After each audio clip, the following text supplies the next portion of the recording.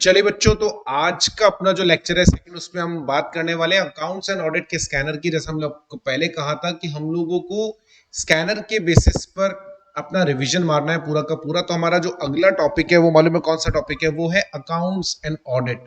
Accounts and audit के लिए कौन सी सेक्शंस रहती है मालूम है? कि अकाउंट्स के लिए सेक्शंस होती हैं 128 से लेकर और 138 तक, और ऑडिट ऑफ कंपनीज के लिए सेक्शन है 139 से लेके 148 तक, जिसमें कॉस्ट ऑडिट भी शामिल रहता है। तो ये दो सेक्शंस है। बहुत ज्यादा वेटेज तो इस चैप्टर का नहीं आता। अगर आप ऑन एन एवरेज देखेंगे तो इसमें से जो क्वेश्चंस आपको मिलने वाले हैं वो क्वेश्चंस आपको 4 नंबर 5 नंबर 4 नंबर 5 नंबर का मिलेगा। एक दो बार ऐसा हुआ है कि क्वेश्चन थोड़ा बड़ा है, बट ऑन एन एवरेज ज्यादातर टाइम पर क्वेश्चन आपको इसमें से 4 या 5 नंबर का मिलेगा, जिसमें से भी 4 नंबर की फ्रीक्वेंसी ज्यादा है एज कम्पेयर टू। बट लेकिन एक चीज बहुत इंपॉर्टेंट है, वो ये कि लगभग लगभग हर अटेम्प्ट में आपको क्वेश्चन इसमें से मिल रहा है। हर अटेम्प्ट में इसमें से क्वेश्चन आ ही रहा है। अगर आप देखेंगे तो देखो, नीचे से चलते हैं हम लोग जरा। यहाँ अगर आप देखते हैं तो जून 2023 में था, उससे पहले दिसंबर 2022 में था, और उससे पहले चले तो दिसंबर 2022 में भी था। ठीक है, लगातार इसमें से आपको क्वेश्चंस देखने के लिए मिल रहे होंगे। बीच में 2-3 साल नहीं आए। अच्छा, वो 2-3 साल वो थे जिसमें कंपनीज में से ये जो अकाउंट्स ऑडिट एंड डिविडेंड वाला है उसमें से क्वेश्चन आए नहीं। 2020 21 22 23 उस समय पेपर कोविड भी था, पेपर भी प्रॉपर नहीं हुए थे क्योंकि इस समय वो वाला चल रहा था, तो उनको मैं हटा दूं। अदरवाइज अगर आप देखेंगे तो कंसिस्टेंटली एंड कंटिन्यूसली जून 2019 में है, दिसंबर 2018 में, जून 2018 में है ना, उससे पहले दिसंबर 2017 में, उससे पहले जून 2015 में, लगातार कोई ना कोई क्वेश्चन इसमें से आ ही रहा है। ठीक है, तो टॉपिक 4 नंबर के लिए बहुत इंपॉर्टेंट है, बहुत टिपिकल टॉपिक भी नहीं है।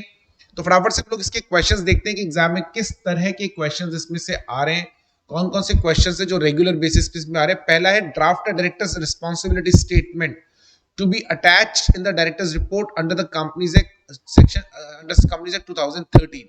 देखो, कंपनीज एक्ट में एक सेक्शन है, सेक्शन नंबर 134।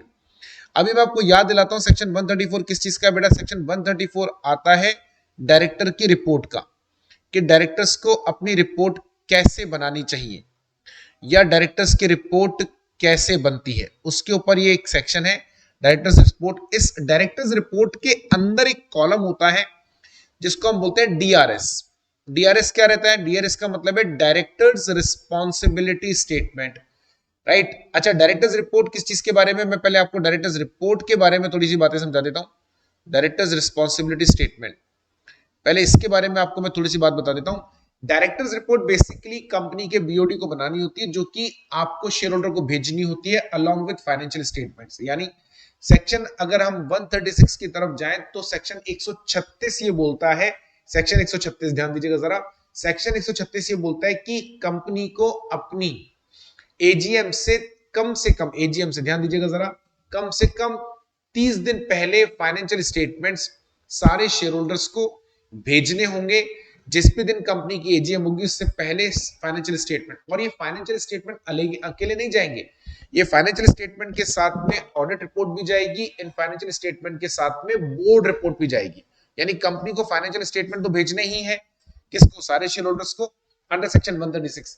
पर इन फाइनेंशियल स्टेटमेंट के साथ ऑडिटर की रिपोर्ट भी अटैच होगी और साथ में बोर्ड रिपोर्ट भी अटैच होगी। अब बोर्ड रिपोर्ट कौन सी? जो 134 में बनती है।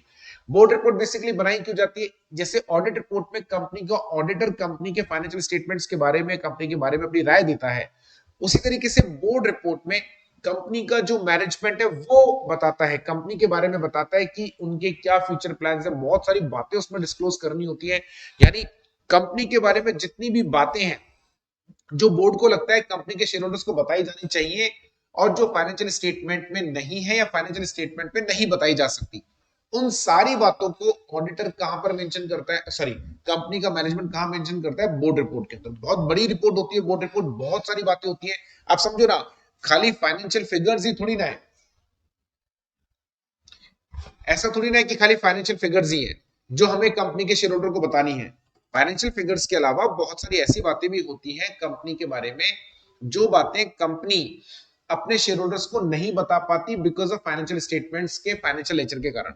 तो वो कंपनी का मैनेजमेंट बोर्ड के बारे में, बोर्ड रिपोर्ट में बताता है, जैसे कंपनी की ग्रोथ के क्या प्लान है, कंपनी के ऑब्जेक्टिव्स क्या है, कंपनी के फ्यूचर ऑब्जेक्टिव्स क्या है, ये सारी बातें उसमें बतानी होती है। राइट। अब मैं मोटा मोटी बात करूं तो डीआरएस के अंदर किन किन चीजों के बारे में आता है। डीआरएस के अंदर आता है, देखो यहाँ पे presentation of annual accounts, applicable accounting standards have been followed.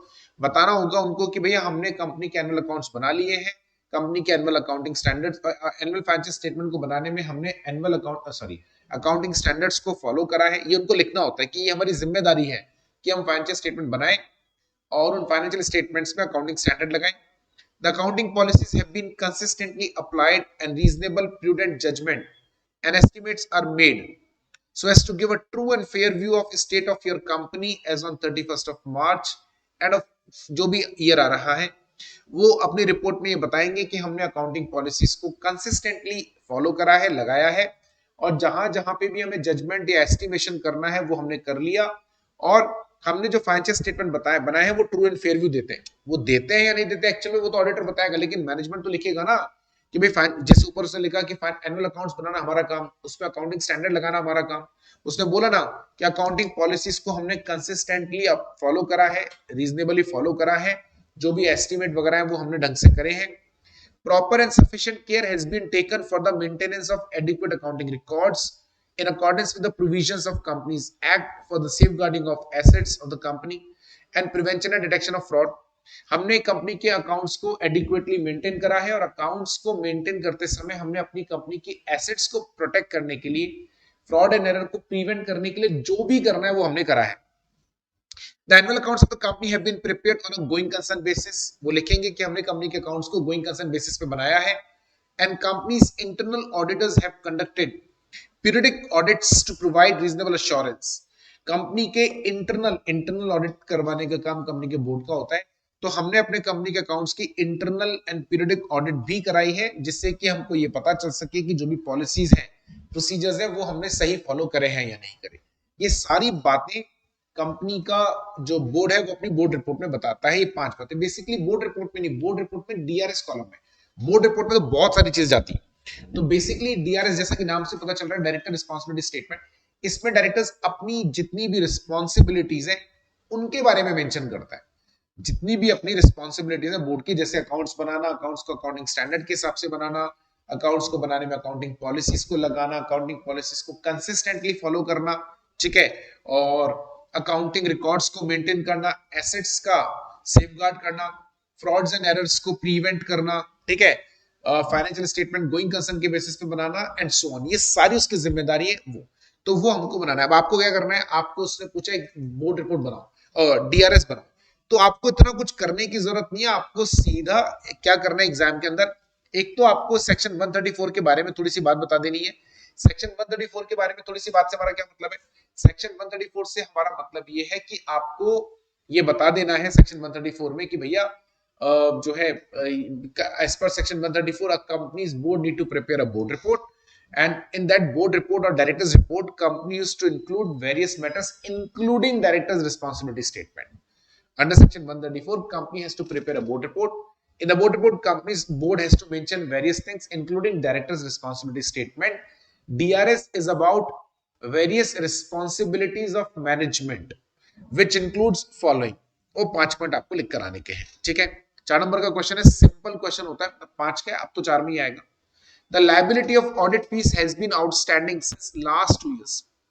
The year after completion of audit, the auditor informs to the secretary of the company over phone to bring the check of all the 3 years and take delivery of the audit report. Discuss briefly the above statement in context of right of the auditor to receive remuneration. देखो यहां आपको बताते हैं 2 बातें, इतना बड़ा answer इसमें नहीं है। सेक्शन 142 के हिसाब से अगर हम बात करें तो सेक्शन 142 है रेम्यूनरेशन ऑफ ऑडिटर। मैंने आपको देखो ये ऑडिट एंड अकाउंट्स दोनों का चैप्टर है, इसलिए इसके अंदर आपको अकाउंट्स वाले क्वेश्चन भी मिलेंगे, ऑडिट वाले भी मिलेंगे। मैंने आपको भी देखो 134 पूरा समझा दिया, राइट। इसी तरीके से रिवीजन करना है। 136 बताया, 136 में क्या बताया था कि कंपनी को अपनी एजीएम से पहले, राइट, फाइनेंशियल स्टेटमेंट्स 21 दिन पहले, राइट, फाइनेंशियल स्टेटमेंट्स किसको भेजने होते हैं, 21 डेज क्लियर डेज है, क्योंकि नोटिस जाता है एजीएम का, तो एजीएम से 21 दिन पहले नोटिस भेजना होता है कम से कम, और एक्चुअल में 21 नहीं होता 25 दिन होता है, क्योंकि 2 दिन सेंडिंग के होते हैं, 2 दिन रिसीविंग के होते हैं। तो एजीएम से 21 डेज पहले हर हालत में कंपनी के शेयर होल्डर तक कंपनी की एजीएम का नोटिस पहुंच जाना चाहिए, और नोटिस के साथ साथ कंपनी के फाइनेंशियल स्टेटमेंट भी जाते हैं। और उन फाइनेंशियल स्टेटमेंट्स में कंपनी को अपनी board report and audit report attach करनी होती है। ये कंपलसरी है, ऑप्शनल नहीं। सेक्शन 136 में कंपलसरी। कितने दिन पहले? 21 दिन पहले एजीएम से आपको भेजना होता है फाइनेंशियल स्टेटमेंट्स। एजीएम का नोटिस भेजना है जिसके साथ फाइनेंशियल स्टेटमेंट्स जाएंगे, ऑडिट रिपोर्ट जाएगी और बोर्ड रिपोर्ट जाएगी। ठीक है। अब सेक्शन 142 क्या है? सेक्शन 142 है बेटा रेम्यूनरेशन का। सेक्शन 142 बताता है that how we fix the remuneration of the auditor, right. लेकिन अगर आप सेक्शन 142 को ध्यान से पढ़ेंगे, वो ये तो बता रहा है कि रेम्यूनरेशन कैसे फिक्स होगा। Remuneration is decided by share holders. अगर कंपनी में ऑडिटर का अपॉइंटमेंट बीओडी ने करा है किसी भी केस में, चाहे वो कैजुअल वैकेंसी के केस में हो, चाहे वो क्या नाम है उसमें हो, फर्स्ट ऑडिटर के केस में हो, अगर फर्स्ट ऑडिटर का अपॉइंटमेंट शेयर होल्डर्स ने करा है तो उसका रेम्यूनरेशन शेयर होल्डर डिसाइड करेंगे। लेकिन अगर उसका अपॉइंटमेंट बीओडी ने करा है तो रेम्यूनरेशन फिर बीओडी डिसाइड करेगा। ये सिंपल है। यानी 142 में क्लियरली उन्होंने समझा दिया that how the remuneration of the directors will be fixed, how the remuneration of the auditor will be fixed. If appointed by the BOD, the directors has to fix the remuneration. If appointed by the shareholders, remuneration has to be fixed by the shareholders. really simple concept है एक बार। लेकिन unfortunately section 142 ये नहीं बताता कि आपका अगर remuneration आपको ना मिले तो उसको रिकवर कैसे करें। जैसे यहां पर इन्होंने बोला क्वेश्चन में कि रेम्यूनरेशन नहीं मिला, so no provision has been mentioned in the Companies Act how to recover. लेकिन ऐसा नहीं, 142 साइलेंट है तो क्या हुआ? एक राइट ऑडिटर के पास में होता है। राइट क्या होता है? राइट होता है बेटा lien on books of accounts. Lien on books of accounts, lien का मतलब क्या होता है? कब्जा कर लेना। तो ऑडिटर के पास में एक राइट है। क्या राइट है बेटा? Lien on books of accounts. Company का ऑडिटर कंपनी की बुक्स पे लीन कर सकता है, यानी अपना अधिकार जमा सकता है, अपने पास जब्त कर सकता है, कब्जा कर सकता है। लेकिन लेकिन लेकिन उसके लिए 3 कंडीशन पूरी होनी जरूरी है।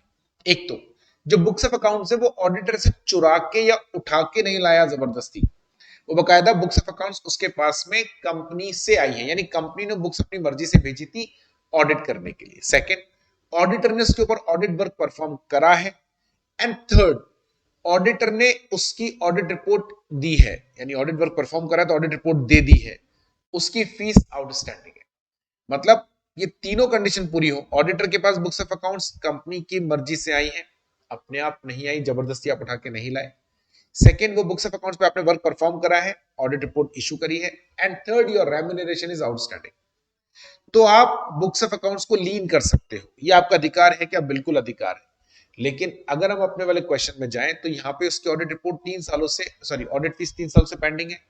ऑडिटर ने कंपनी के सेक्रेटरी को इन्फॉर्म करा कि भैया आप अपनी ऑडिट रिपोर्ट ले जाओ, पहले मेरी फीस का चेक दे जाओ। अगर आपने अभी तक कंपनी को ऑडिट रिपोर्ट नहीं दी है तो मतलब आपने अपना काम पूरा करा ही नहीं। हमने 3 कंडीशन क्या रखी थी? पहला, बुक्स ऑफ अकाउंट्स कंपनी के मर्जी से, ठीक है, क्वेश्चन इसके बारे में साइलेंट है तो हमने मान लिया कि बुक्स ऑफ अकाउंट्स कंपनी की मर्जी से आई।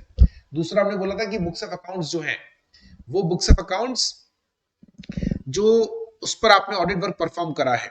ऑडिट वर्क परफॉर्म करने का मतलब ये कि आपने काम करके ऑडिट रिपोर्ट इशू करी है। सोचो ना, जब तक आपने ऑडिट रिपोर्ट इशू ही नहीं करी तो काम पूरा हुआ ही कहां। तो यदि आपने ऑडिट रिपोर्ट अभी तक इशू नहीं करी, इसका मतलब अभी तक आपने उसके ऊपर वर्क परफॉर्म नहीं करा, तो इसका मतलब आप फीस तो नहीं मांग सकते। और अभी इस वाले केस में तो आपको बुक्स ऑफ अकाउंट्स को लीन करने का राइट मिलेगा ही नहीं। ठीक है, देखो यहां देख लेते हैं। As per section 142 deals with the fixation of remuneration of auditor. The act is silent on the mode of recovery of the remuneration. Act में मैंने कहा था कुछ लिखा हुआ नहीं है। An auditor has the right to receive his remuneration after completing the work, that is submission of audit report. दूसरी बात जो हमने कहा था कि जब तक आप ऑडिट रिपोर्ट सबमिट नहीं करते तब तक आपका काम कंप्लीट माना ही नहीं जाता। वर्क कंप्लीट माना ही कब जाएगा? जब आपने ऑडिट रिपोर्ट इशू कर दी। यहां इसने अभी तक ऑडिट रिपोर्ट दी नहीं है तो इसलिए वो रेमुनरेशन मांगने का तो हकदार ही नहीं है। खैर, मान लो अगर क्वेश्चन में लिखा होता कि उसने ऑडिट रिपोर्ट इशू कर दी तो हम क्या कर सकते थे? तो हमारे पास लीन का राइट था। As per research committee of the Institute of Chartered Accountants India, the auditor may also recover the fees. ये कुछ लाइन काम की नहीं है। In the instant case, the auditor has linked the delivery of audit report with audit fees being received since the payment has been outstanding for last 2 years. As a matter of professional, it would not be proper for the, बस यही सही है, तो कुछ काम का नहीं है। It would not be proper on the part of the auditor and moreover he would not be performing his duties under the Companies Act, क्योंकि आपने ऑडिट रिपोर्ट इशू नहीं करी। If he insists that the would deliver the audit report only after receiving the fees from the due company, ये गलत हो जाएगा, ऐसा आप नहीं कर सकते। तो क्या कर सकते हो, ये इन्होंने बताया, ये वाली बात तो लिखी नहीं, इसकी जगह आपको ये लिखना है। यहां तक तो ठीक है, बस मैं आपको आंसर सही कराता हूं। In case his fees is not recovered,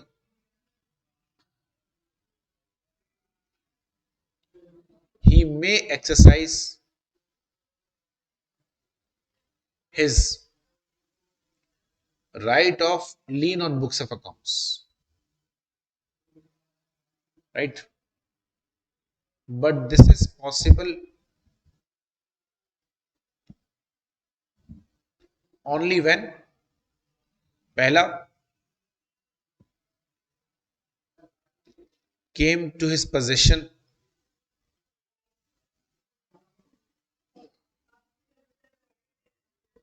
from company's discretion, दूसरा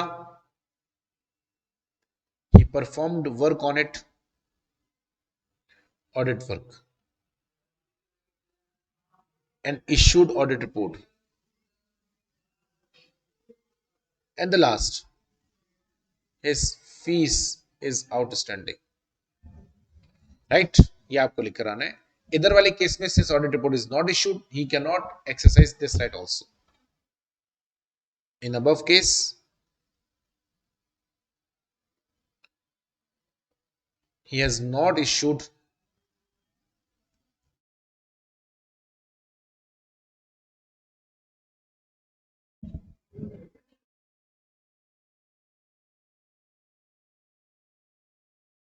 ठीक है, आ गया। Q Limited has defaulted repayment of dues to our financial institutions during financial year 13-14 and the same remaining outstanding as on March of 31st 2014. The company settled the total outstanding dues including interest in April 2014 यानी year खत्म होने के बाद। Subsequent to the year end, before completion of audit, discuss how would you deal with this matter as per Schedule 3 of Companies Act. आपको Companies Act के हिसाब से देखो, बेसिकली ये क्वेश्चन ना बेटा कंपनीज एक्ट का है, शेड्यूल 3 का, क्योंकि इसका अकाउंट्स का क्वेश्चन है, ये ऑडिट का क्वेश्चन नहीं है। क्योंकि शेड्यूल 3 जो है ना बेटा, वो शेड्यूल 3 आपके सिलेबस में नहीं है लॉ में। शेड्यूल 3 ये आपके अकाउंट्स में है, लॉ में नहीं है। तो अकाउंट्स में इसको कैसे दिखाते हैं, ये अकाउंट्स वाले सर इन्होंने यहां डाल दिया क्योंकि आया क्वेश्चन यहां पर है। हाँ, ऐसा होता है क्या, ऐसा कई बार होता है कि कोई क्वेश्चन जो है वो किसी और सब्जेक्ट का है लेकिन यहां पर आ जाता है रिलेवेंट, जैसे आप अकाउंट्स में ये वाला टॉपिक है तो उन्होंने वो क्वेश्चन उठाकर यहां पे डाल दिया। आ सकता है, पूछ सकते हैं, राइट? शेड्यूल 3 के हिसाब से इसको कहां दिखाना चाहिए। तो बेसिकली क्या होता है देखो, as per general instruction for preparation of balance sheet, the terms of repayment of term loans and other loans is required to be disclosed in notes to accounts. ये आपको notes to accounts में दिखाना होगा जो भी terms of conditions of loans हैं, right? Terms and condition of loan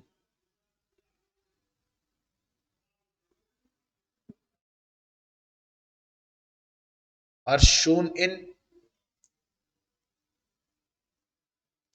notes to accounts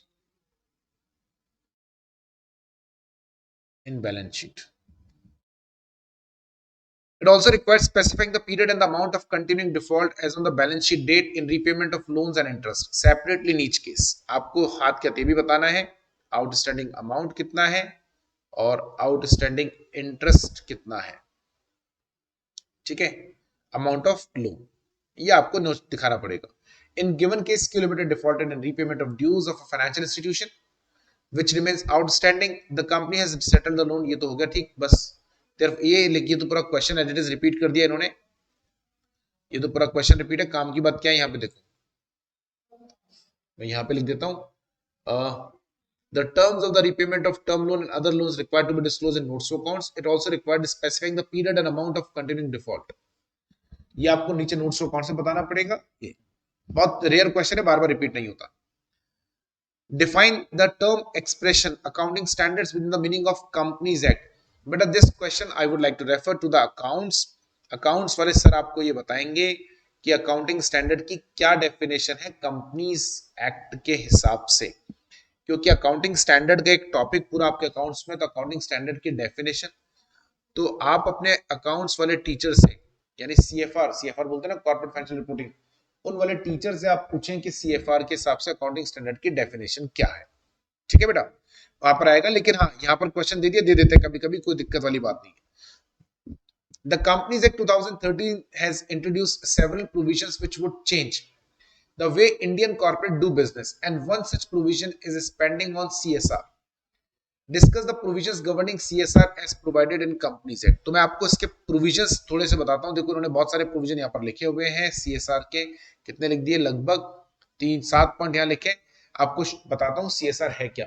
देखो, companies act में एक प्रोविजन डाला गया है कि अगर कोई भी कंपनी जिसका नेटवर्थ, ध्यान से सुनिएगा जरा, नेटवर्थ 500 करोड़ या उससे ज्यादा है, टर्नओवर, उल्टा बताता हूं, ऐसी कोई भी कंपनी जिसका टर्नओवर, ठीक है ना, आप ध्यान सुनिएगा, 500 करोड़, नेटवर्थ 500 करोड़ या उससे ज्यादा हो, टर्नओवर 100 करोड़ या उससे ज्यादा हो, नेट प्रॉफिट 5 करोड़ या उससे ज्यादा हो। तीन चीजें, 500, sorry wait wait wait wait, अगर किसी का टर्नओवर 1000 करोड़ या उससे ज्यादा हो, नेटवर्थ 100 करोड़ या 1000 करोड़, या फिर उसका जो नेटवर्थ है वो 500 करोड़ या उससे ज्यादा हो, या उसका नेट प्रॉफिट 5 करोड़ या उससे ज्यादा हो। समझे क्या? कोई भी कंपनी जिसका टर्नओवर 1000 करोड़ या उससे ज्यादा है, या जिसका नेटवर्थ 500 करोड़ या उससे ज्यादा है, या जिसका नेट प्रॉफिट 5 करोड़ या उससे ज्यादा है, उस कंपनी के ऊपर सीएसआर लगेगा। पॉइंट नंबर 1, सीएसआर मतलब कॉर्पोरेट सोशल रिस्पांसिबिलिटी। अब जैसे ही कंपनी पे सीएसआर लगेगा, देखो ये देखनी कंडीशन कब है, पिछले साल, यानी अगर पिछले फाइनेंशियल ईयर के अंदर ये कंडीशन पूरी हो रही है तो इस साल आपको सीएसआर आपके ऊपर लगेगा। एक बार सीएसआर में आ गए तो आपके ऊपर ये लगता रहेगा। तो चेक कर लो पिछले साल का सीएसआर में, इन तीनों में से एक भी कंडीशन पूरी हो रही है तो जिस ईयर में ये कंडीशन पूरी होगी उस ईयर के अगले साल से आपके ऊपर सीएसआर का प्रोविजन एप्लीकेबल हो जाएगा। Second, the companies specified above shall constitute a corporate social responsibility committee. जैसे ये प्रोविजन कंपनी के ऊपर एप्लीकेबल होगा तो कंपनी को एक कमेटी बनानी पड़ेगी अलग से, जिसका नाम रहेगा सीएसआर कमेटी। इस सीएसआर कमेटी के अंदर क्या रहता है, 3 और मोर डायरेक्टर्स, जिसमें से कम एक डायरेक्टर इंडिपेंडेंट डायरेक्टर होना जरूरी है। यानी अगर आपकी कंपनी सीएसआर में आ गई, 135 में आ गई, तो आपकी कंपनी को एक सीएसआर कमेटी बनानी ही पड़ेगी, और उस कमेटी में 3 डायरेक्टर्स होंगे, मिनिमम 3 डायरेक्टर्स, जिसमें से एक इंडिपेंडेंट डायरेक्टर होना जरूरी है। अब क्या करना है, after taking to account the recommendations of CSR committee, the board shall approve the amount of CSR policy. ये सीएसआर कमेटी का काम क्या होता है, सीएसआर कमेटी का काम होता है सीएसआर की पॉलिसी बनाना। अब इस सीएसआर की पॉलिसी बनाने का मतलब क्या है, अगर हम कंपनीज एक्ट में जाते हैं तो एक शेड्यूल है, शेड्यूल नंबर 7, उसमें लिस्ट बना रखी है कि सीएसआर में कौन कौन सी एक्टिविटी आती है। जनरली इसके अंदर सोशल कॉज की एक्टिविटी आती है, विमेन एम्पावरमेंट है, चाइल्ड एजुकेशन है, पॉवर्टी रेडिकेशन है, या गर्ल चाइल्ड एजुकेशन है, इस तरह की कुछ सोशल कॉज की एक्टिविटीज है। शेड्यूल 7 में एक लंबी चौड़ी लिस्ट है।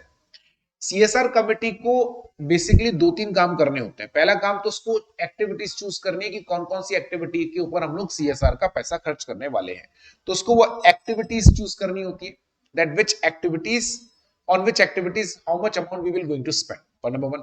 सेकंड, सीएसआर, पहली बात तो एक्टिविटी कौन सी चूज करनी है वो, और उस पे अमाउंट कितना, अच्छा अमाउंट कितना है, सीएसआर पे अमाउंट कितना खर्च करना होता है, ये करना होता है आपके जो पिछले 3 सालों का एवरेज प्रॉफिट है उसका 2%, यानी पिछले 3 सालों का प्रॉफिट पकड़ लो, उसका एवरेज कर लो, और उस प्रॉफिट का 2%, पिछले 3 सालों के एवरेज प्रॉफिट का 2%, इतना अमाउंट आप सीएसआर पे खर्च कर सकते हो, राइट, इतना करोगे, ज्यादा आपकी मर्जी, कम नहीं करना है।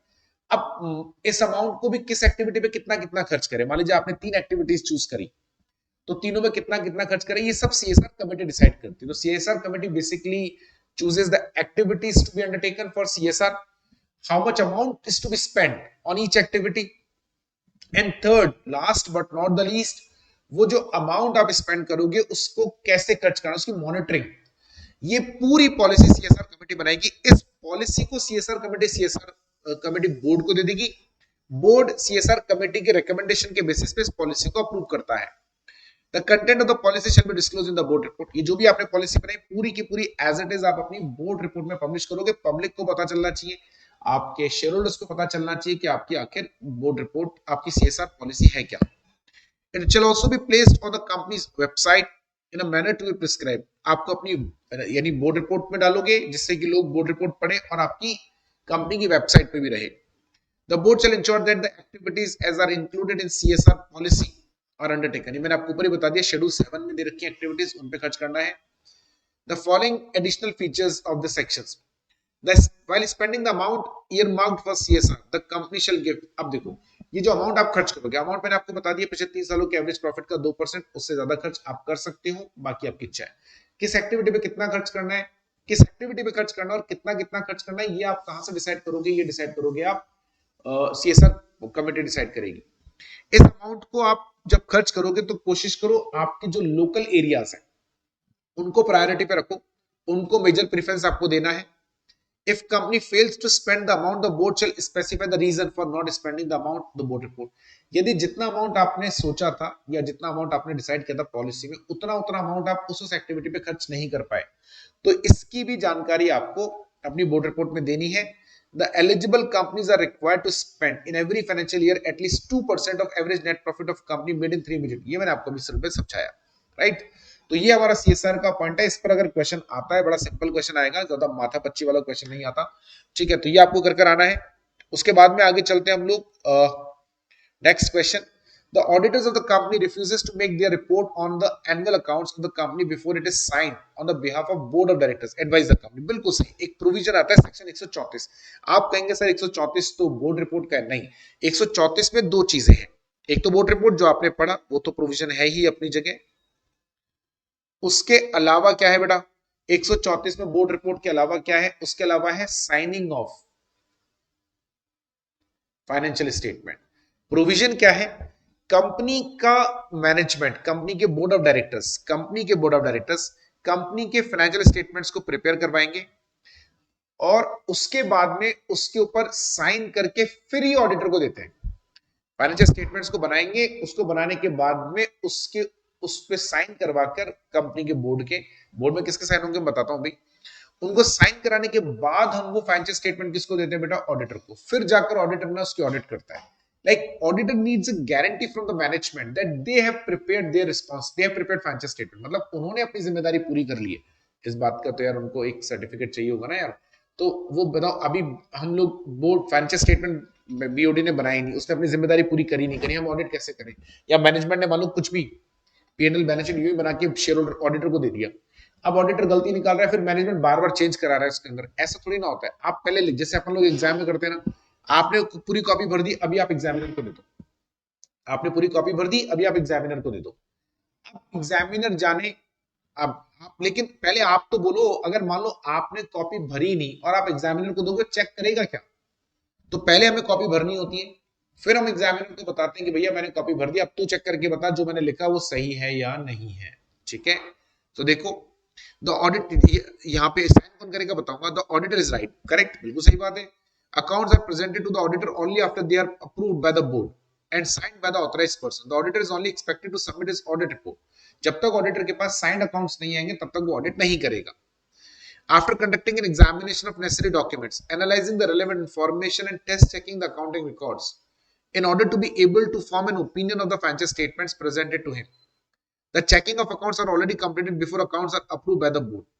The auditor shall inform। थोड़ा सा गलत लिख दिया इन्होंने, इतनी लंबी चौड़ी बात लिखने की जरूरत नहीं थी, यहां तक ठीक था। रिपोर्ट, इसके आगे की लाइन में लिखवाता हूं, ये तो बेकार है। Hence the financial statement shall be signed। अब साइन कौन करेगा फाइनेंशियल स्टेटमेंट बेटा? साइन करता है कंपनी का चेयरपर्सन, चेयरमैन, ठीक है, if authorised by board.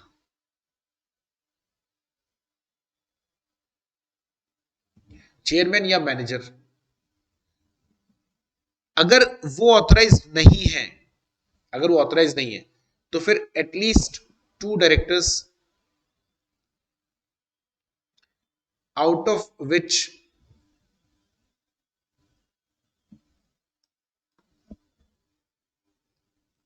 one should be MD।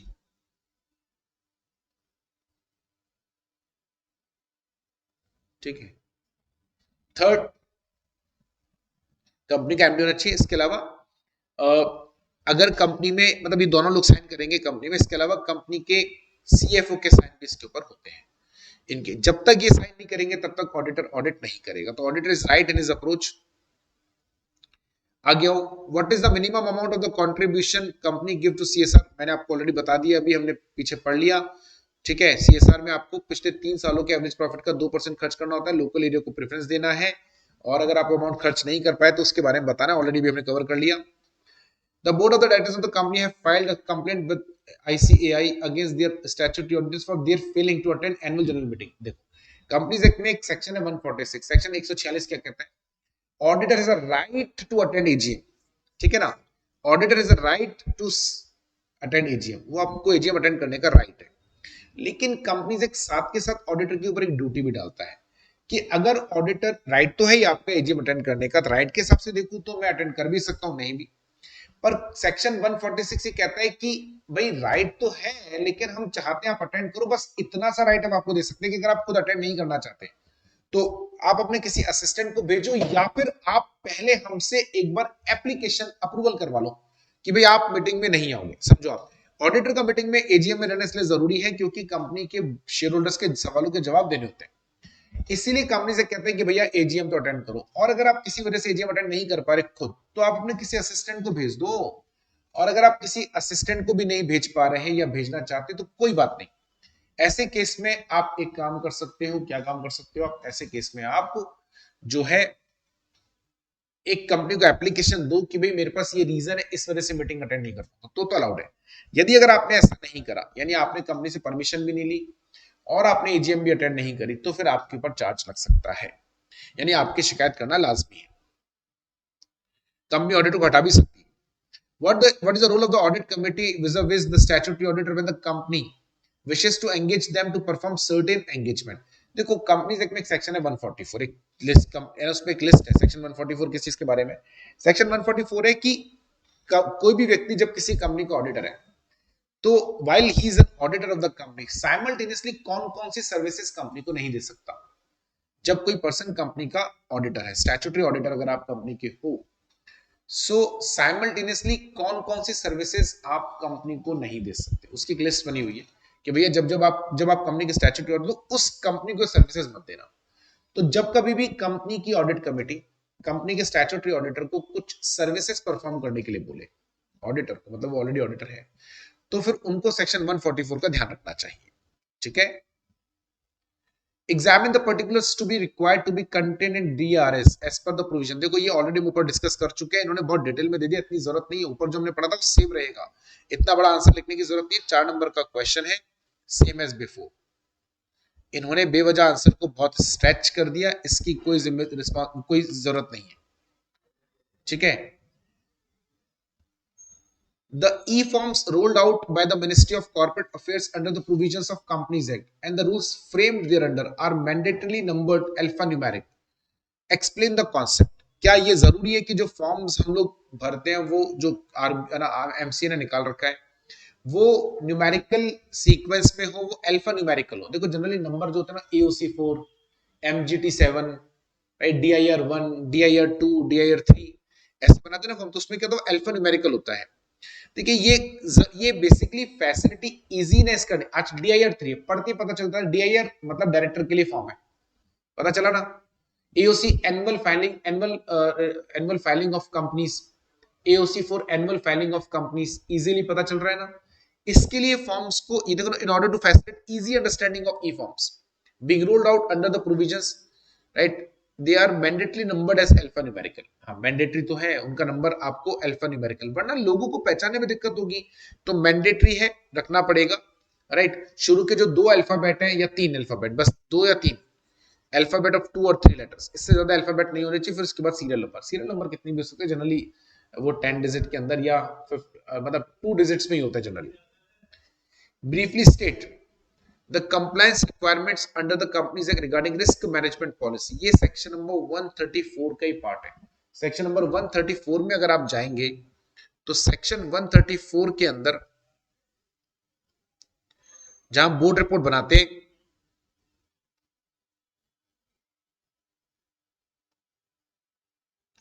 तो बोर्ड रिपोर्ट में बहुत सारा कंटेंट होता है। उस कंटेंट में से मैं यहां लिखता हूं अदर कंटेंट, इसके अलावा एक DRS है, डायरेक्टर्स रिस्पांसिबिलिटी स्टेटमेंट, और इसके अलावा एक आता है रिस्क मैनेजमेंट पॉलिसी के बारे में। वो इसी में आता रहा है, मैं अलग से करता जा रहा हूँ, जो जो पे सवाल आते हैं जनरली हम उनको अलग कर देते हैं। तो रिस्क मैनेजमेंट पॉलिसी के ऊपर काफी कंटेंट होता है। So Companies Act 2013 has introduced various provisions relating to ease doing business while ensuring governance and transparency as maintained in the way of business is conducted. One of the key compliance requirements introduced towards the governance and transparency is introduction of risk management as a policy and process. बिल्कुल ये इसलिए क्योंकि company के ये जिम्मेदारी है company की कि हम रिस्क मैनेजमेंट करें, हम कंपनी का रिस्क को प्रॉपर्ली मैनेज करें, उसके लिए पॉलिसी बनाएं। तो कंपनी ने कोई ना कोई रिस्क मैनेजमेंट के लिए पॉलिसी बनाई ही होगी, लाजमी सी बात है बाय डिफॉल्ट। ऐसे केस में कंपनी को उस रिस्क मैनेजमेंट पॉलिसी के बारे में अपनी बोर्ड रिपोर्ट में बताना चाहिए। There shall be attached a statement before a company general meeting, a report by the board of directors which shall include statement indicating development and implementation of risk management policy। आपको board report में बताना पड़ेगा कि आपने अपनी risk management policy कैसे बनाई, including identification element of the risk which the opinion of the board में there in existence of company. अब चूंकि रिस्क मैनेजमेंट पॉलिसी के बारे में बता रहे हो तो उसमें कौन कौन से रिस्क है वो भी बताओ।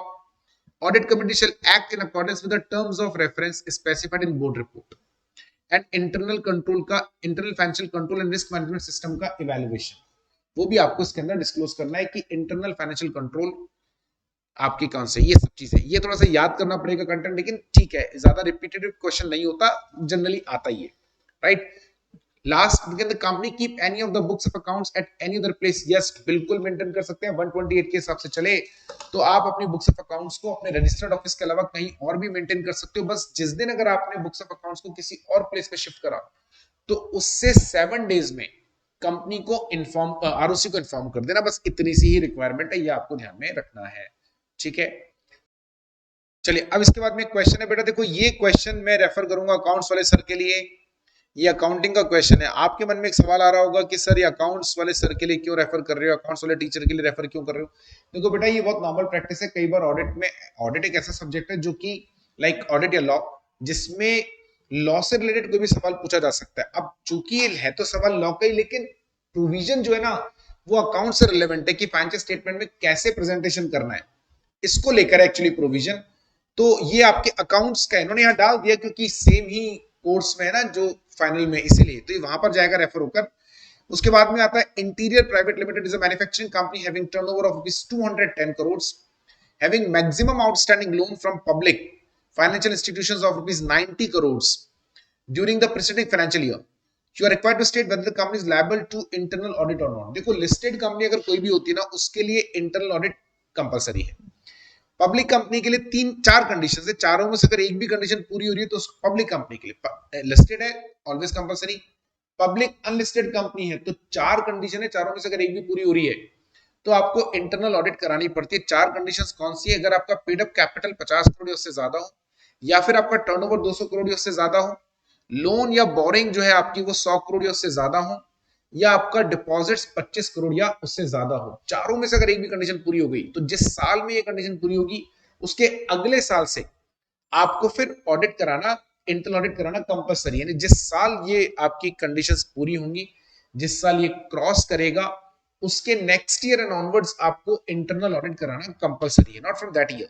अच्छा, प्राइवेट कंपनी में 2 ही कंडीशन है, या तो टर्नओवर 200 करोड़ या उससे ज्यादा हो, या आपकी लोन या बोरिंग 100 करोड़ से ज्यादा हो। दोनों में से एक भी कंडीशन पूरी कर दो, टर्नओवर 200 करोड़ से ज्यादा हो या बोरिंग 100 करोड़ से ज्यादा हो, दोनों में से अगर एक भी कंडीशन पूरी हो रही है तो उस प्राइवेट कंपनी को नेक्स्ट ईयर से अपनी ऑडिट, इंटरनल ऑडिट करानी ही पड़ती है, ऑप्शन नहीं है। तो बेसिकली प्राइवेट कंपनी के लिए 2 कंडीशन, पब्लिक अनलिस्टेड के लिए 4 कंडीशन, लिस्टेड के लिए कोई कंडीशन नहीं, हमेशा कराना पड़ेगा। अभी हमारे वाले क्वेश्चन में देखेंगे हम लोग, तो interior Private limited it's a private company and private company में 2 केस है, या तो आपका टर्नओवर 200 करोड़ से ज्यादा हो या बोरिंग। अगर हम क्वेश्चन की बात करें तो क्वेश्चन में दे रखा है टर्नओवर 200 करोड़ है लेकिन बोरिंग्स 90 करोड़। हाँ, तो दोनों कंडीशन पूरी नहीं होनी है ना बेटा, एक कंडीशन पूरी होनी है। टर्नओवर एक्सीड कर रहा है, इसका मतलब आपको अपनी इंटरनल ऑडिट करानी ही पड़ेगी, ठीक है। उसके बाद में चलते हैं X Limited appointed CA Innocent as a statutory auditor for the company for the current financial year. The company offered him the services as an actuarial, investment advisory and investment banking, which was also approved by the board of directors। मतलब company का board of directors company के statutory auditor को ये 3 services और देना चाहता है। अभी हम ऊपर पढ़कर रहते हैं कि अंडर सेक्शन 144 अगर हम जाएं तो सेक्शन 144 में हम लोग स्टैट्यूटरी ऑडिटर से वो काम नहीं करवा सकते, कुछ सर्विसेज है उनकी, कि अगर कोई भी व्यक्ति आपका स्टैट्यूटरी ऑडिटर है तो जिस समय वो आपका स्टैट्यूटरी ऑडिटर है उस समय आप उनसे जो है कुछ स्पेसिफाइड सर्विसेज है वो परफॉर्म नहीं करा सकते। अब वो सर्विसेज कौन कौन सी है देखो, अकाउंटिंग एंड बुक कीपिंग नहीं करवा सकते, इंटरनल ऑडिट नहीं करा सकते, design and implementation of financial information system, actuarial services, investment advisory services, investment banking services, rendering outsourced financial services, management services और अदर तो अभी कोई है ही नहीं। ये 3 4 5 6 7 8 ये 8 सर्विसेज आप नहीं, मतलब जब तक वो आपकी कंपनी का स्टैट्यूटरी ऑडिटर है। हाँ, अगर वो आपकी कंपनी का स्टैट्यूटरी ऑडिटर ना रहे, हट जाए, तो फिर तो कुछ भी करवाओ ना, फिर क्या दिक्कत है। जब तक वो आपका स्टैट्यूटरी ऑडिटर है तब तक आप उसको ये सर्विसेज नहीं दे सकते। अब इन्होंने हमसे बोला इन्वेस्टमेंट एडवाइजरी सर्विसेज यहां आ रहा है, एक्चुअल सर्विसेज ये भी आ रहा है, और इन्वेस्टमेंट बैंकिंग सर्विसेज ये भी आ रहा है। तीनों ही सर्विसेज आपने इसको वो दे दी जो कि वो परफॉर्म नहीं कर सकता, तो नॉट। अगर ऐसा करा तो क्या होगा, तो यार देखो फिर वो डिस्क्वालीफाई हो जाएगा अंडर सेक्शन 141 ऑडिटर बनने से। यानी अगर आपने ये सर्विसेज उसको दी या उसकी ये सर्विसेज आपने ली, मतलब उसको दी मतलब उससे ये काम करवाया, तो भाई वो फिर आपकी कंपनी में ऑडिटर बनने के लिए डिस्क्वालीफाई हो जाएगा, ऑडिटर नहीं बन सकता। ठीक है, ये सर्विसेज मत देना। Mr. Faithful is an auditor of Daga Limited while auditing the accounts of the Daga Limited for 2016-17. He finds manipulation of funds around ₹2 crores committed by the creditors of by the officers of the company against the Daga Limited. Examine in the light of the Companies Act 2013 the way fraud are required to be reported by Mr. Faithful and the duty of the Daga Limited in relation to such reports. देखो यहाँ पर हमको section number 143 पर जाना पड़ेगा। Section 143 में एक section है, कौन सा वाला, 143(12) which is about reporting of the frauds to central government। और वो सेक्शन ये कहता है कि अगर कंपनी के ऑडिटर को ऑडिट करते समय फ्रॉड मिला, तो जिस दिन ऑडिटर को ऑडिट करते समय फ्रॉड मिला उससे 2 दिनों के अंदर अंदर कंपनी का ऑडिटर उस फ्रॉड के बारे में किसको बताएगा, कंपनी की ऑडिट कमेटी को। अगर ऑडिट कमेटी है तो, ऑडिट कमेटी नहीं है तो बीओडी को बताएगा। यदि कंपनी में ऑडिट कमेटी है तो ऑडिट कमेटी को, अगर ऑडिट कमेटी नहीं है तो बीओडी को बताएगा फ्रॉड के बारे में। कितने दिनों में बताएगा, 2 दिनों के अंदर अंदर, जिस दिन फ्रॉड पता चला उससे 2 डेज के अंदर अंदर, राइट। जिस दिन फ्रॉड का डिटेक्शन हुआ उससे 2 डेज के अंदर अंदर वो किसको रिपोर्ट करेगा, कंपनी के ऑडिट कमेटी को। और अगर ऑडिट कमेटी नहीं है तो फिर किसको बताएगा, बीओडी को बताएगा। एक बात अब ध्यान से सुनना, क्योंकि यहां से सिनेरियो चेंज हो जाएगा। यह है केस अगर फ्रॉड 1 करोड़ या से ज्यादा है, और दूसरा केस है जब फ्रॉड 1 करोड़ से कम है। ये जो मैंने पहले बताया तो दोनों में कॉमन है, फ्रॉड 1 करोड़ से कम हो या ज्यादा हो। अगर फ्रॉड 1 करोड़ से ज्यादा है तो क्या होगा वो भी देखना। तो जैसे ही आपने अपनी ऑडिट कमेटी या बीओडी को बताया तो वहां से उनका रिप्लाई आएगा। आपको 2 दिनों में उनको बताना है, उनको रिप्लाई करना है 45 दिनों में। ऑडिट कमेटी या बीओडी, मैं बता देता हूं, ऑडिट कमेटी अगर है तो ऑडिट कमेटी करेगी, ऑडिट कमेटी नहीं है तो बीओडी करेगा। करेक्ट, सिंपल प्रोविजन है। जिस दिन फ्रॉड मिला उससे 2 दिन के अंदर आप बताओ ऑडिट कमेटी या बीओडी, अगर ऑडिट कमेटी तो ऑडिट कमेटी वरना बीओडी। जिस दिन ऑडिट कमेटी या बीओडी को पता चला उससे 45 दिनों में उनको रिप्लाई करना है। रिप्लाई क्या करना है, एक तो फ्रॉड क्यों हुआ उसका रीजन, फ्रॉड का अमाउंट, फ्रॉड का मतलब, अच्छा वो जो बीओडी ने रिपोर्ट करा, ऑडिटर ने रिपोर्ट करा, उसमें वो सब बताते हैं, अमाउंट का नेचर, अमाउंट का फ्रॉड, पार्टीज कौन कौन से इन्वॉल्व है, वो सब बताएगा, है ना। उधर से बीओडी रिप्लाई करता है कि भाई फ्रॉड क्यों हुआ, उसका रीजन क्या था, फ्रॉड को आगे ना हो उसको रोकने के लिए हम क्या कर रहे हैं, ये सब चीजें ऑडिटर अपनी रिपोर्ट में, सॉरी वहां से ऑडिट कमेटी या बीओडी रिप्लाई करेगा कि भाई फ्रॉड इस वजह से हुआ, ये इंटरनल कंट्रोल वीक था, आगे से नहीं होगा, जो भी। अब उनके पास टाइम है 45 दिन का। यदि 45 दिन में उनका रिप्लाई आ जाए तो जिस दिन रिप्लाई आया ना उससे 15 दिनों के अंदर अंदर ऑडिटर एक रिपोर्ट सेंट्रल गवर्नमेंट को भेजेगा। लेकिन ये तभी भेजना जब फ्रॉड का अमाउंट 1 करोड़ या उससे ज्यादा है। जिस दिन ऑडिट कमेटी के पास से रिप्लाई आया उस रिप्लाई से 15 दिनों में ऑडिटर एक रिपोर्ट सेंट्रल गवर्नमेंट को भेजेगा। लेकिन ये तभी भेजें जब फ्रॉड का अमाउंट 1 करोड़ या उससे ज्यादा है, अदरवाइज नहीं भेजना। ठीक है, क्या बताता है ऑडिटर्स के अंदर, भाई एक तो वो जो रिपोर्ट उसने सेंट्रल कंपनी की ऑडिट कमेटी को भेजी थी वो, इसके अलावा जो रिप्लाई बीओडी का आया वो, या ऑडिट कमेटी का, और उस रिप्लाई पे ऑडिटर के कमेंट, राइट।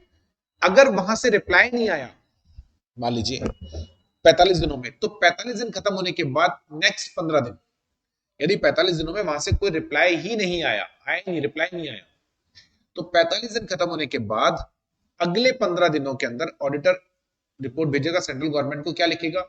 एक तो उसको क्या क्या फ्रॉड मिला, उसने कंपनी को क्या रिपोर्ट भेजी थी, उस रिपोर्ट पे उनका रिप्लाई नहीं आया। लेकिन ये सब तभी करना है जब फ्रॉड का अमाउंट 1 करोड़ से ज्यादा हो। अच्छा, ऑडिटर ये जो रिपोर्ट भेजेगा ये अपने लेटर हेड पे भेजेगा, बकायदा रजिस्टर्ड पोस्ट से भेजेगा, नीचे अपना साइन करेगा, फर्म का सील लगाएगा, फर्म का रजिस्ट्रेशन नंबर लिखेगा, अपना मेंबरशिप नंबर लिखेगा, और ये भेजने के बाद ऑडिटर बकायदा एक मेल भेजेगा एमसीए को। रिपोर्ट किसको भेजनी है? सेक्रेटरी एमसीए, उसको रिपोर्ट भेजनी है। कंपनी का जो मिनिस्ट्री ऑफ कॉर्पोरेट अफेयर्स का जो सेक्रेटरी, उसको रिपोर्ट भेजोगे और मेल भेजोगे। अगर फ्रॉड का अमाउंट 1 करोड़ से कम है तो आपको ज्यादा माथापच्ची नहीं करनी। उस केस में तो इतना सा करना है खाली कि आपने फ्रॉड की जो रिपोर्ट है, ठीक है, वो बीओडी ऑडिट कमेटी को भेजी, उनका रिप्लाई का तो वेट करना ही नहीं है, क्योंकि हमें आगे तो कहीं रिपोर्ट करना ही नहीं है। हाँ, रिपोर्ट में लिख सकते ना amount of fraud, nature of fraud, parties कौन कौन सी इन्वॉल्व है, सब। और प्लस ये जो रिपोर्ट है, बोर्ड ऑफ डायरेक्टर्स ये रिपोर्ट को बोर्ड रिपोर्ट पे भी पब्लिश करेंगे, तो ये आपको ध्यान में रखना है। आगे चलते हैं। Messrs RST and company, a firm of Chartered accountants comprising of 3 partners, RST, statutory auditors of 50 companies as per details given below. Small companies 10, private companies जिनकी कैपिटल 100 करोड़ रुपए से कम है 20, प्राइवेट कंपनी जिनकी पेड अप कैपिटल 100 करोड़ से ज्यादा है 15, public companies 5। Mr. R signs balance sheet of 10 small companies, 10 private companies having paid up capital of less than 100 crores. Mr. S signed balance sheet of 10 private companies having paid up capital of less than 10 crore, 100 crores, and 5 private companies and so on. क्या? पहले मैं समझाता हूँ सीधा मुद्दा क्या है। ये आपसे इतना पूछना चाहते हैं कि मैक्सिमम ऑडिट हम कितनी ले सकते हैं। देखो, ये बताने से पहले मैं आपको एक इश्यू बता दूं। किसी भी फॉर्म में जब ऑडिट आती है, इस बात से कोई फर्क नहीं पड़ता कि ऑडिट कौन सा पार्टनर कर रहा है और कौन सा पार्टनर साइन करता है। इवन सारी ऑडिट्स पे एक ही पार्टनर साइन कर सकता है, कोई फर्क नहीं पड़ता, इससे कोई लेना देना नहीं। अगर फर्म में ऑडिट आई है तो ऑडिट फर्म में किसी पार्टनर के नाम से नहीं आती, फर्म के नाम से आती है। और कोई सा भी पार्टनर परफॉर्म कर सकता है और कोई सा भी पार्टनर साइन कर सकता है। ये भी हो सकता है कि एक्स ने परफॉर्म करी और साइन वाई ने करे, जेड ने परफॉर्म करी, वाई ने साइन करे। चलेगा क्या? चलेगा, दौड़ेगा, कोई प्रॉब्लम नहीं है, दौड़ेगा, मस्त एकदम दौड़ेगा, कोई प्रॉब्लम नहीं। समझ गए? और क्योंकि सबकी जिम्मेदारी बराबर होती है, इवन साइन कोई और कर रहा है, रिपोर्ट कोई और बना रहा है, कुछ भी कर सकते हो। तो पहली बात तो ये तो मुद्दा ही नहीं है कि एस ने कितनी रिपोर्ट साइन करी, वाई ने कितनी साइन करी, या उसने कितनी साइन, आर ने कितनी साइन करी, टी ने कितनी साइन करी, ये कोई मुद्दा ही नहीं, इससे कोई फर्क ही नहीं पड़ रहा। तो इस पॉइंट को तो आप भूल ही जाओ। करेक्ट। अब आती है दूसरी बात, राइट, कौन साइन करेगा कौन नहीं करेगा, उसको तो भूल जाओ। ले कितनी सकते हैं ऑडिट? कंपनीज एक्ट में अगर चले तो एक चार्टेड अकाउंटेंट, राइट, एक साल में 20 ही कंपनी की ऑडिट ले सकता है, मैक्सिमम 20। चार्टेड अकाउंट, फॉर्म नहीं, चार्टेड अकाउंट, एक साल में 20 ही कंपनी की ऑडिट ले सकता है। इस 20 में कौन सी कंपनी की लिमिट काउंट नहीं होती? स्मॉल कंपनी, प्राइवेट कंपनी जिनकी पेड अप कैपिटल 100 करोड़ से कम है, ओपीसी, डोरमेंट कंपनी, ये काउंट नहीं होती। यानी अगर हम ये 20 की लिमिट की बात करें तो इसमें स्मॉल कंपनी है, ओपीसी है, या डोरमेंट कंपनी है, ठीक है, या प्राइवेट कंपनी जिनकी पेड अप कैपिटल 100 करोड़ से कम है, उनको इसके अंदर काउंट नहीं। यानी उनकी तो ऑडिट आप कितनी भी लो, बाकी जो कंपनीज बची उनकी जो ऑडिट है वो आप मैक्सिमम 20 ले सकते हो। कौन कौन सी कंपनी की बात करूं? 1% company, dormant company, small company, या प्राइवेट कंपनी जिनका पेड अप कैपिटल 100 करोड़ से कम हो। Small company, dormant company, OPC, private company जिनका कैपिटल 100 करोड़ से कम है, उनको लिमिट में काउंट नहीं करते, उनकी ऑडिट आप कितनी भी ले सकते हो, right, there is no limit.